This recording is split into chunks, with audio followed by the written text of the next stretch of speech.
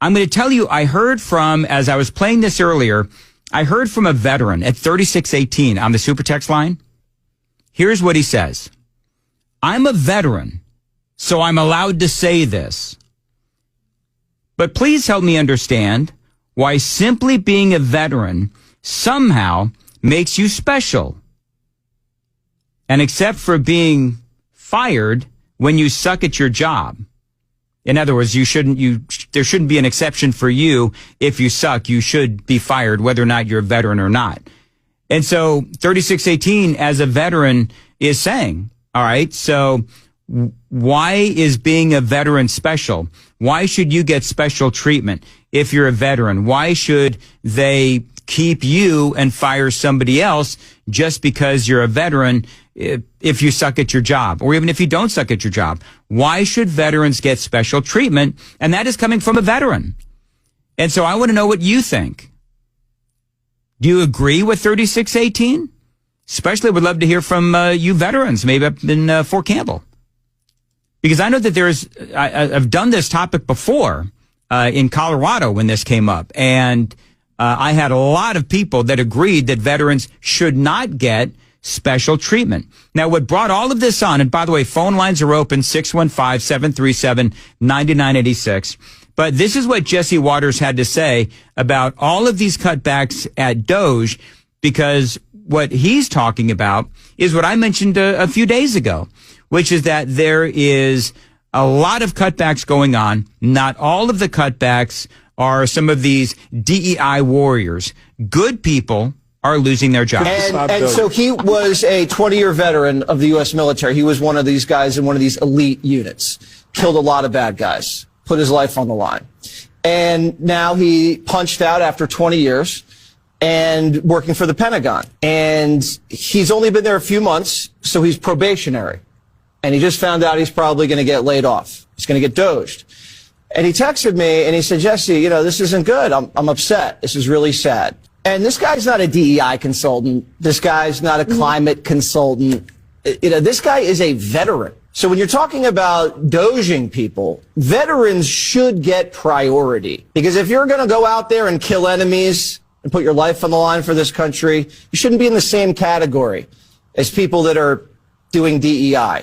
Harold and his ilk like to talk about the slash and burn corporate ethos. We just need to be a little bit less callous with the way, Harold, we talk about doging people. Okay, I want that to sink in. You're arguing with yourself. No, I am not guilty of that. And so there you go. It was a moment where, and a lot of people are pointing out, oh my gosh, Jesse Waters is turning on Trump.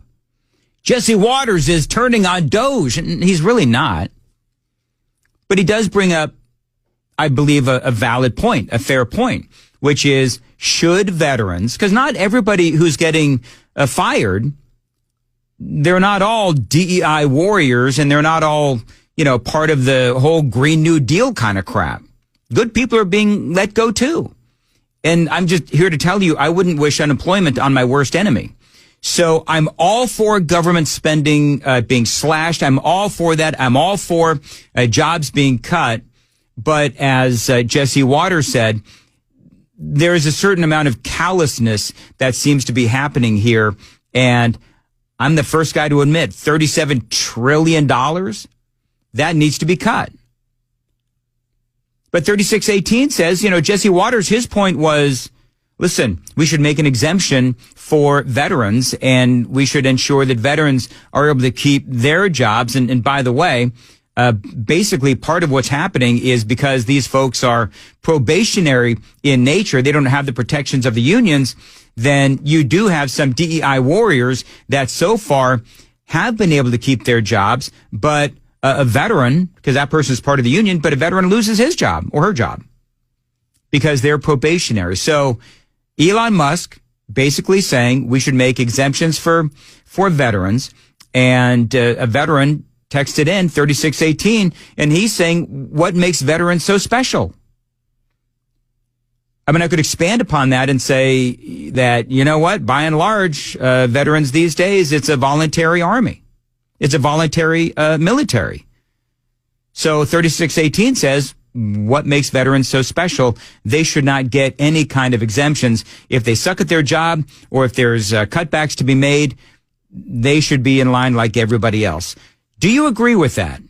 Do you agree with 3618 or do you agree with Jesse Waters? Phone lines are open, 615-737-9996, 615-737-WWTN. Anthony is on line 1 on WTN. Anthony, thanks for calling in. Hello. How are you doing, Dan? I'm doing good. Thanks for calling in. Go ahead.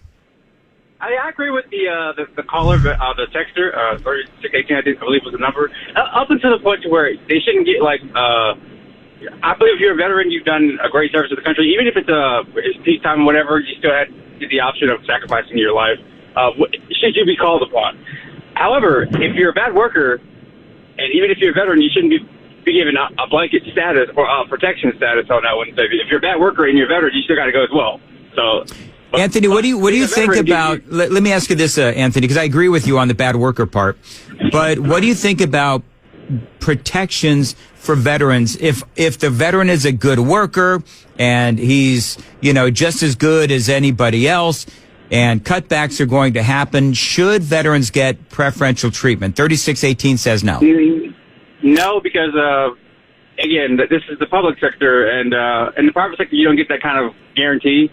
I want to be equal across all parts, because in the private sector, you can get screwed with almost at any time. And in the public sector, it seems like we always give carve-outs in the public sector, but never the private sector. So it's like it's you got to balance it somehow or another. I don't know if we can do that by giving veterans, even though I love our veterans. I love them. I appreciate them 100%. But just a blanket protection like that, just where you can't be fired, even if you're good or bad. You still have to go. If the government is trying to save money here and your job is costing us a lot of money, you got to go. So no preferential treatment, says Anthony. Appreciate it, Anthony. Bottom line is, should veterans get preferential treatment in hiring and firing? This is all related to the DOGE conversation and all of the cutbacks within the federal government. 3618 on the Supertext line said no, they should not get protection at the federal level or in the private sector. And Jesse Waters on Fox News said actually they should. Doug is a veteran on line 2 on WTN. Doug, go ahead. I think no, they shouldn't get special treatment as far as if they're doing a bad job, because if they know they're going to get special treatment for doing a bad job, they're going to continue to do a bad job, versus people that are doing a good job are going to get rewarded. Now, what you asked the last guy that called in, if it comes down to two people that are doing exemplary work, and one's a veteran and one's not, and one's got to go, then I think the veteran should stay, because the veteran has made sacrifices. A lot of people don't really realize most enlisted soldiers, such as myself, we would work way more than 40 hours a week. You don't get overtime. The pay sucks, but it was my choice to serve my country. My father taught me that every young man should serve his country, and that's what I did. I went in to serve my country. And I think that there should be some provisions there. It's kind of like just in the hiring process on the federal level, veterans do get a little bit of a leg up if they're a veteran versus a guy that's not a veteran. Yeah. Doug, I appreciate your service and I appreciate your commentary. Thank you very much. John is also a vet on line 3 on WTN. John, go ahead. Yeah. Hey, Dan. Thanks for taking my call. I want to say hi to Joan, not to override Dan, but, Joan's got it going on. Sure. Anyway, Good morning. Listen, when I went through my transition assistance program down in Memphis, the first thing the lady told us when we were sitting in class as I was retiring, she said, look, all those medals on your chest and 50 cents will get you a cup of coffee in the civilian world. And so, to me, a veteran, this veteran that Jesse's friends with, is turning himself into a victim. A veteran is not a victim. I'm going to make it no matter what. You know what? I was looking for a job when I got this one. So to me, I think it's unfortunate that the veteran pinged a high profile like Jesse to try to have some leverage to be a victim. We're not victims, man. We'll do whatever we got to do. And you know what? It is what it is. And if we don't have a job, we were looking for one when we found this one. So we're going to move on. All right, anyway, John, thank you very much. I appreciate it very much. And a great call, and appreciate your service. Shelly's on line 4 on WTN. Hey, Shelly. Hey, how are you? Doing good. Go ahead. Okay, so I think that all things equal, they should absolutely, and all things meaning how they work, if they're good workers, then I think they should have preferential treatment. I mean, think about what they sign up to do. And freedom is not free. And these people make very little money. I just think that they should get special treatment. Absolutely. They deserve our respect, and they deserve a lot of great benefits for having served. And it's interesting, Shelley, and I very much appreciate the call. Some people will say, why should veterans get preferential treatment? It is a volunteer military. Well, I think they should get preferential treatment because literally they volunteered. And so some people will say, well, it's volunteer military. They don't deserve it. They volunteered for this. That is the point. They, you could argue, put their lives on hold so that they could serve our country. Bradley is in Nashville on WTN Line 5. Hey, Bradley, go ahead. Hey, good morning, y'all. Yeah, I wanted to kind of go back to what Doug said. I believe I would agree with him the most as a war veteran here. I do believe that if you have the option to keep a veteran on, someone who has already proven to, support their country and go fight for their country, I believe that that's who you'd want in that position. But I do believe that as a veteran, you have two different veterans here. You may have a veteran who just served and just did their term and then got out. But, like myself, I went and served overseas in 2 tours.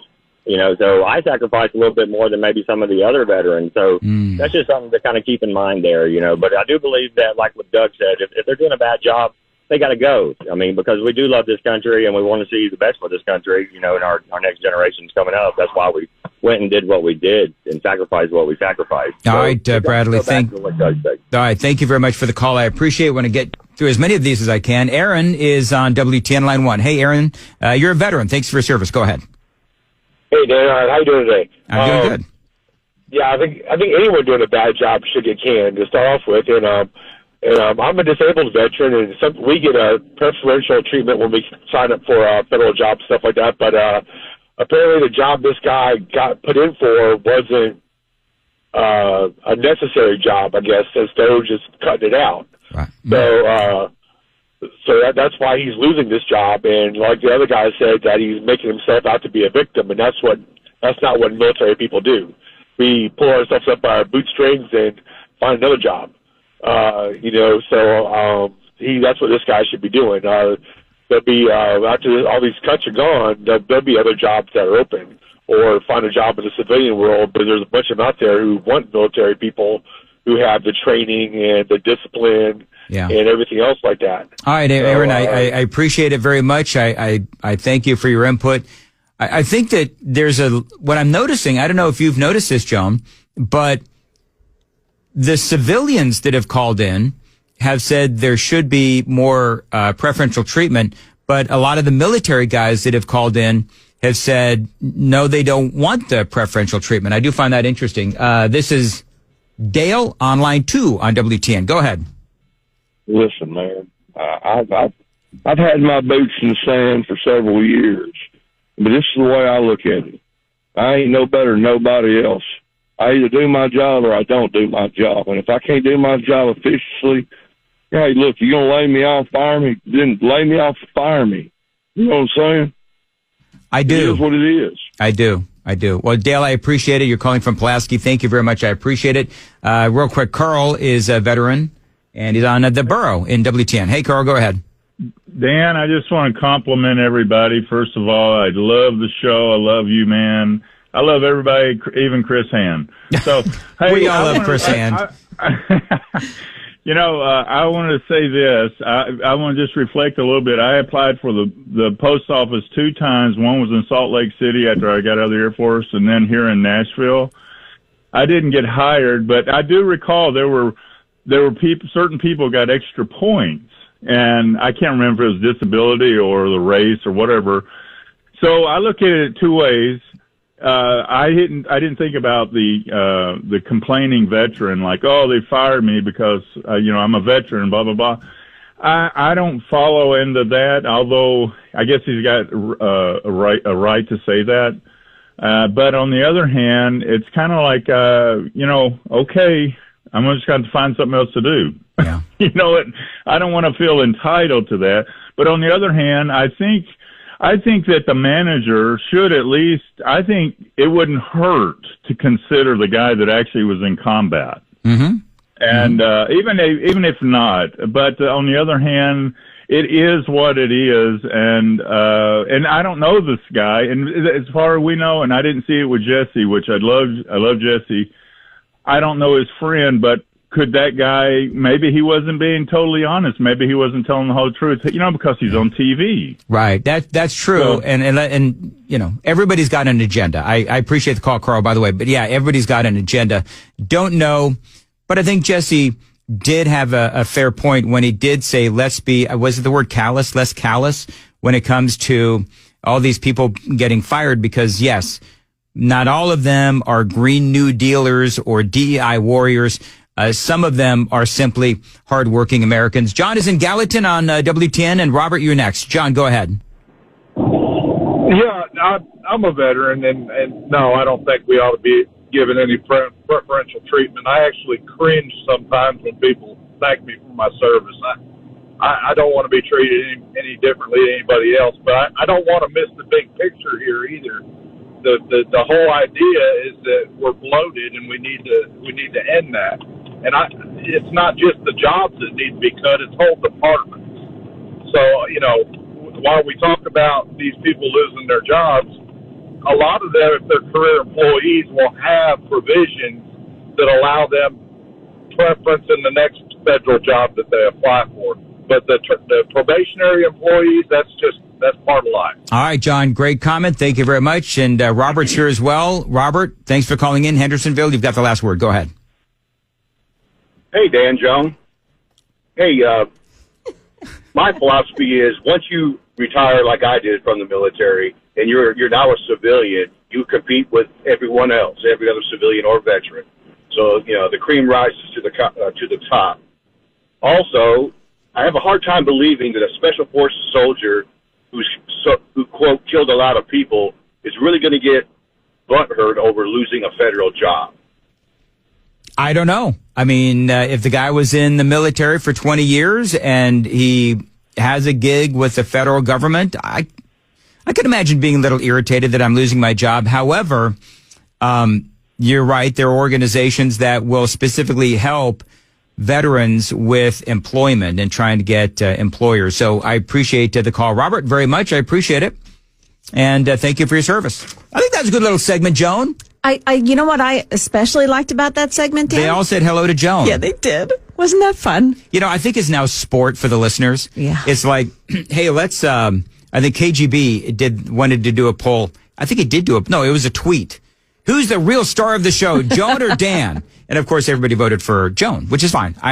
Listen. It's really, when they do that, it's really about you because they just want to poke at you. Oh, that's fine. I don't care. Yeah. Or they're just not a fan of sweaters. Do you know what? Do you know what my favorite part of working at WTN is? What is it? Talking to the listeners and my coworkers. Like I'm serious. I'm not being dumb. My coworkers, I love every single one of the people that work, all the people that work here. I love every single one of you, except for one. And I really appreciate what everybody does. And I appreciate the camaraderie and the relationships that we all have. This is one of the only radio stations where that you don't have a bunch of people trying to backbite each other and stab each other in the back. I have never worked anywhere where it's this pleasant between coworkers. That's exactly right.